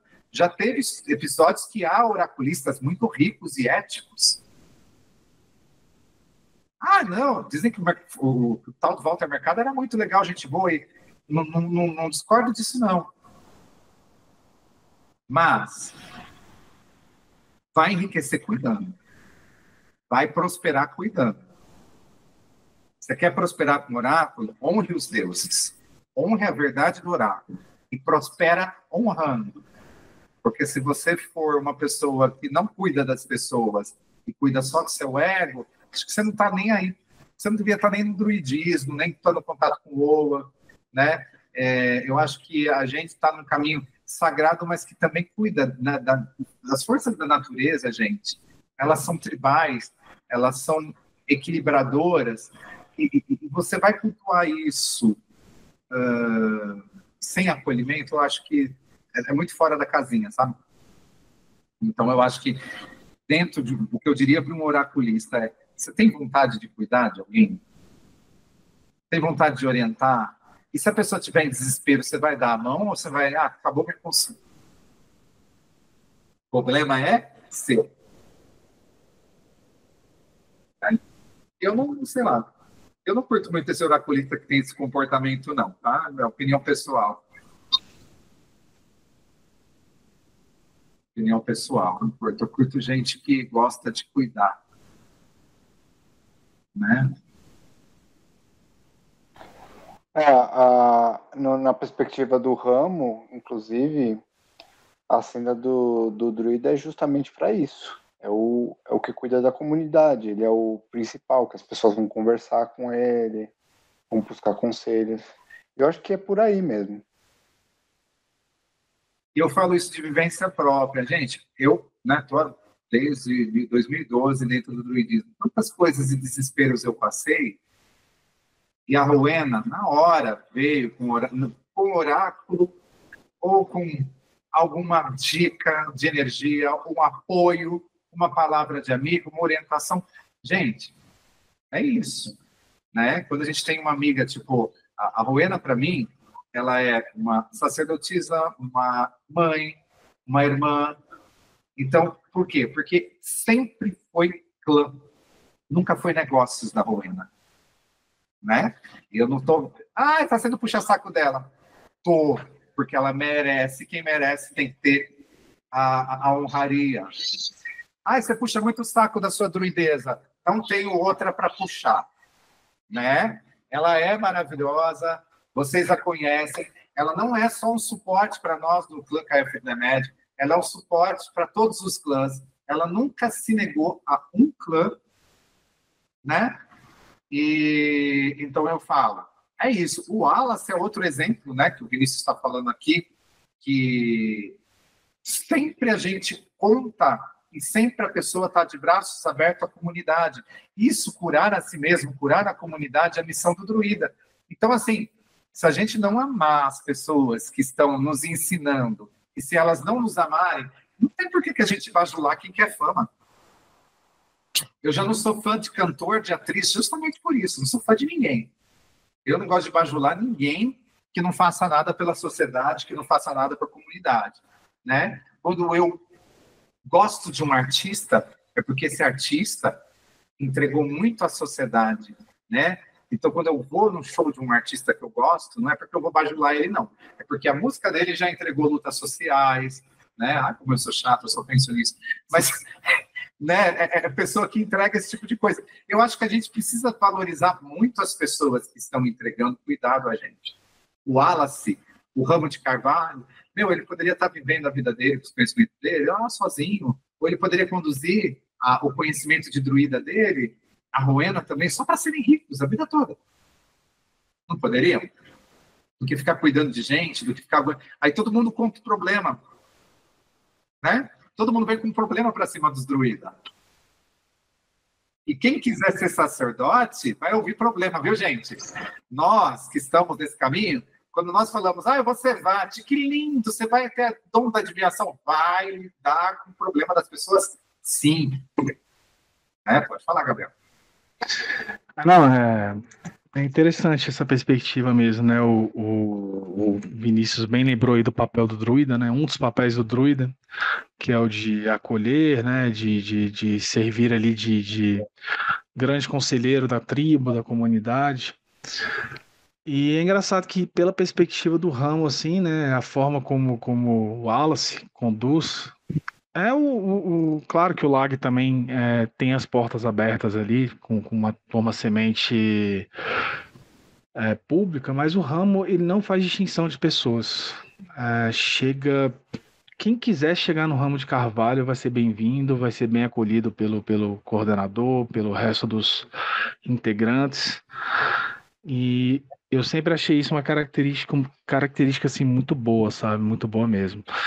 E o que você falou da Rowena não é puxa-saquismo não, Henrique, é um consenso na comunidade. Eu acho que eu falo isso assim sem receio de estar errando ou parecer um segundo puxa-saco, porque a Rowena também é um verdadeiro pilar da comunidade, é uma pessoa que, como você falou, ela é aberta. Eu mesmo já precisei me aconselhar com ela e ela me aconselhou de braços abertos, entendeu? Então, inclusive, é até engraçado que quando eu cheguei na comunidade, né, eu criei meu perfil druídico no Instagram e ela chegou me abordando, querendo saber quem eu era, tal, conversou comigo.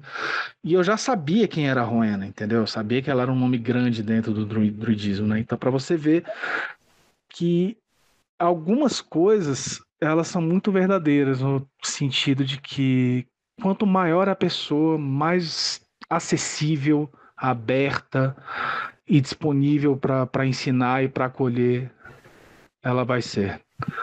Então eu penso que é uma característica que é universal, não é atrelada a nenhum tipo de espiritualidade. Eu acho que é importante a gente descolonizar esses conceitos de virtude, esses conceitos de amabilidade humana.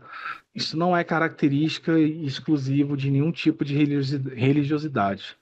Isso é uma característica do espírito humano. Né? E pessoas como a Rowena, o Wallace e outras pessoas na comunidade, ou que já foram na comunidade, têm e não precisam falar, sacou? As próprias ações delas mostram e provam isso. Sim. E é isso. É isso que eu acho que começa, voltando àquilo que o Vinícius falou do ativismo, é que começa a impulsionar a gente a transformar. Não adianta a gente também querer entrar em todas as militâncias sem fazer uma comunidade firme nisso, nessa troca, sabe? E aí eu falo, oracular, quem começa a oracular, começa num trabalho social. Pelo menos no druidismo devia ser. A partir do momento que a pessoa começa a tentar fazer da magia uma figura pública para sucesso, artista, fãs, sabe? Ela até pode, a gente não pode ser contra quem...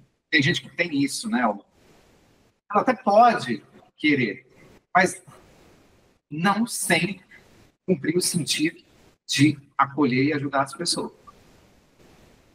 Tem gente que gosta de discursar em público, tem gente que gosta de dançar em público, tem gente que gosta de dar um show público.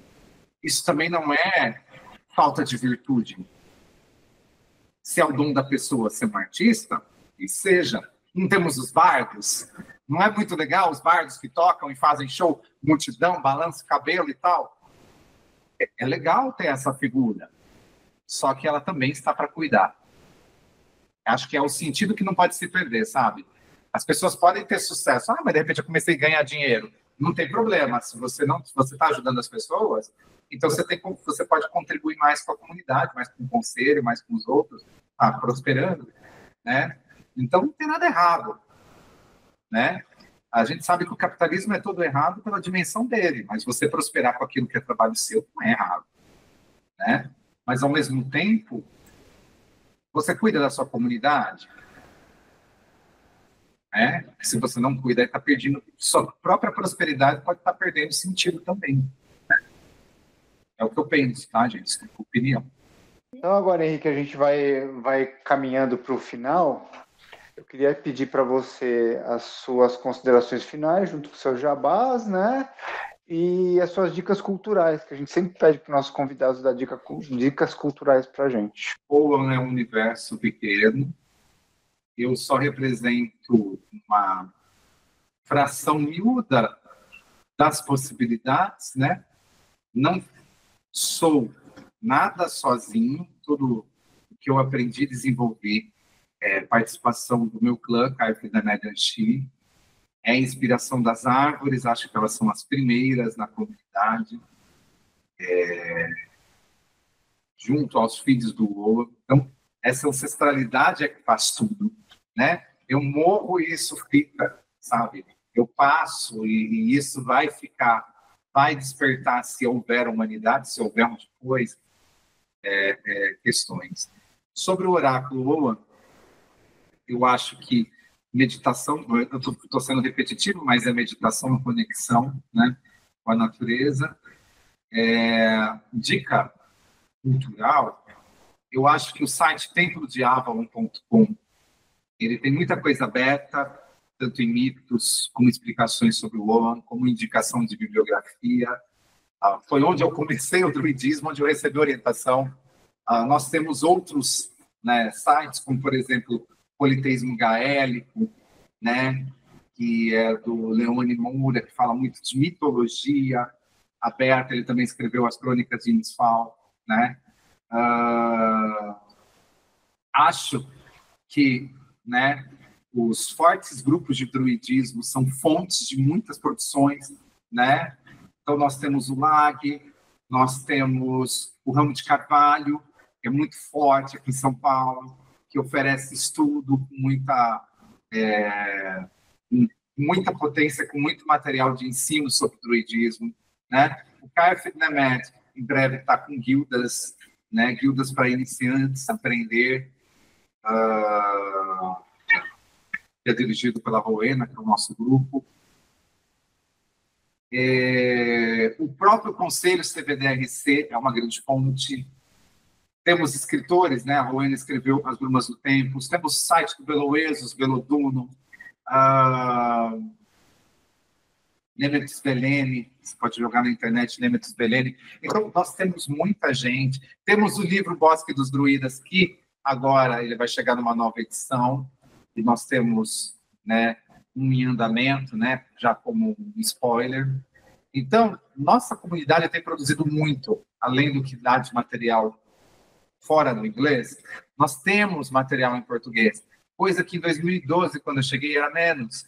Mas quem chegou em 2009, 2008, era menos ainda. Então, nós estamos formando uma geração privilegiada no druidismo em materiais. Eu acho que isso é muito legal, e eu acho que isso também é parte da nossa reivindicação pela luta do que somos, né? produzir materiais, né? Produzir o próprio blog, você que está estudando. Errei no que eu escrevi, troca ideia com os grupos, né? Eu acho que a gente está entrando numa geração muito legal, quando uma pessoa se equivoca, a outra explica e não fica naquela briga, sabe? Eu acho que a gente está chegando numa geração de troca, né? Não sei se eu estou sendo muito romântico, né? Eu sou, não adianta, não vou mudar. Então, a gente precisa trocar essas inspirações, mas eu acho que a gente tem bastante coisa legal, né? Precisamos agora formar novos músicos, novos artistas, novas pessoas. E isso, né? E eu sempre estou acompanhado de um gato que também gosta de participar das considerações finais. E é isso, gente. Agradeço pela oportunidade. Desculpa se eu me excedi em alguma coisa, falei demais alguma outra coisa, ou se eu faltei em alguma informação que vocês precisavam, mas a gente está sempre aberto. Sempre me chamem, né?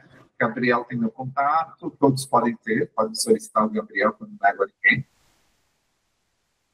Estou por essa comunidade, não sou perfeito, não sou sempre legal, mas também não sou tão chato. Sou aberto à conversa, né? E à discussão. Como todo outro ser humano, né? A gente tem as nossas sombras e as nossas luzes, mas a gente quer honrar os deuses e a natureza, e é isso, né? O povo legal quer honrar os deuses, honrar a natureza, honrar as forças. Acho que só a gente querer isso já é uma diferença. Quem está ouvindo, peço que me perdoe o trocadilho que eu vou fazer, mas eu agradeço demais a presença do Henrique, enriquecendo esse nosso episódio que fala sobre o Oa, sobre o nosso oráculo da espiritualidade celta. Obrigada, Henrique, agradeço também a nossa audiência e nos vemos no próximo episódio. Henrique, foi um enorme prazer tê-lo aqui conosco. Você já se manifestou, o que eu ia falar, que é já deixar em aberto um convite para que futuramente você possa retornar, partilhar mais coisa com a gente e com nossos ouvintes. Eu vou antecipar um pedaço do que está ali no fim e dizer que todos os episódios do Nemeton Podcast eles estão disponíveis no Spotify, no YouTube, no Deezer, e nossos episódios estão com uma breve pausa, mas saem todas as sextas-feiras e em breve teremos segunda temporada. É isso aí, como o Neto bem colocou, o convite está aberto, né? Apesar de você mesmo já ter se autoconvidado, que seria convidado de qualquer maneira, então, natural, porque uma conversa dessa, assim, tipo, como usando aí o trocadilho da Aline, que virou aí uma excelente pegada, né? Enriqueceu muito todo o conteúdo que a gente está disponibilizando para a comunidade, né? Tipo, a missão do Nemeton é ser essa ponte de informações entre os membros que são mais antigos, mais qualificados, né? Sobre os nossos fundamentos, as nossas crenças, né? A nossa espiritualidade. A gente traz para não só para as pessoas que estão interessadas em aprender de fato o druidismo, mas quem quer conhecer de alguma forma, né? Tipo, eliminando aí possíveis pensamentos incorretos sobre o que são as espiritualidades pagãs, né? Mas para mim não me estender muito, te agradeço demais, Henrique. A gente sabe o quão a sua agenda é apertada, como a gente tipo conversou durante meses e meses para você estar aqui hoje com a gente. Então foi um enorme prazer. E é isso, um grande abraço para você e a gente se vê num próximo episódio ou nos eventos de druidismo, nas conversas que a gente de vez em quando tem por aí. Obrigada pela sua presença. Que a sabedoria ancestral esteja sempre com você. Nos encontraremos novamente em nossa próxima viagem pelas florestas do Nemeton Podcast, uma produção da Ordem Druídica Ramo de Carvalho.